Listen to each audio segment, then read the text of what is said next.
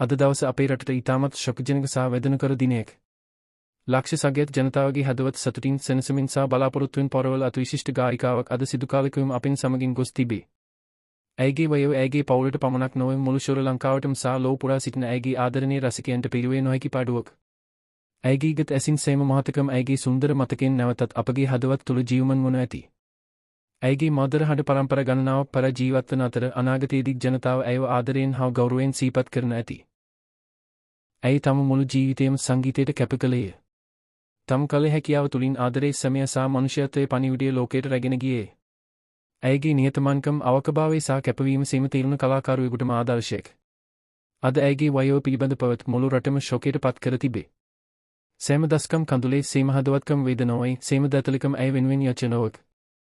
මෙවැනි ශ්‍රේෂ්ඨ කලාකරුවන් බිහි වෙන්නේ ඉතා දුර්ලභ වේ.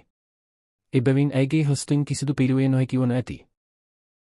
මෙම දක්බර මහතා අපි ඇයගේ පවුලි සමාජිකයන් මිතුරන් සහ ලක්ෂ සංඛ්‍යාත රසිකයන් සමග එකට ශෝකය බදා ගැනීම. දිවයින් වහන්සේ ඇයගේ ආත්මයට සුදුතුණු සැනසීම ලබා දෙන ලෙස ඇයගේ පවුලේ අයට සහ ඇයට ආදරය කළ සියලු දෙනාටම මෙම අහිමිවීම දරා ගැනීමට ශක්තිය සහ ධෛර්යය ලබා දෙන ලෙස අපි ප්‍රාර්ථනා කිරීමු. මරේසල් ගුණතිලක අද අපි අතර නොසිටියේදී ඇයගේ අමරණීය හඬ ඇයගේ අගනගත් සහ ඇයගේ සුන්දර මතකෙන් සිදු කාලකවම අපගේ හදවත් තුළ ජීවත් වනු ඇති. සැබෑ කලාකරුවෙකු කිසිදු මිය යන්නේ නැත.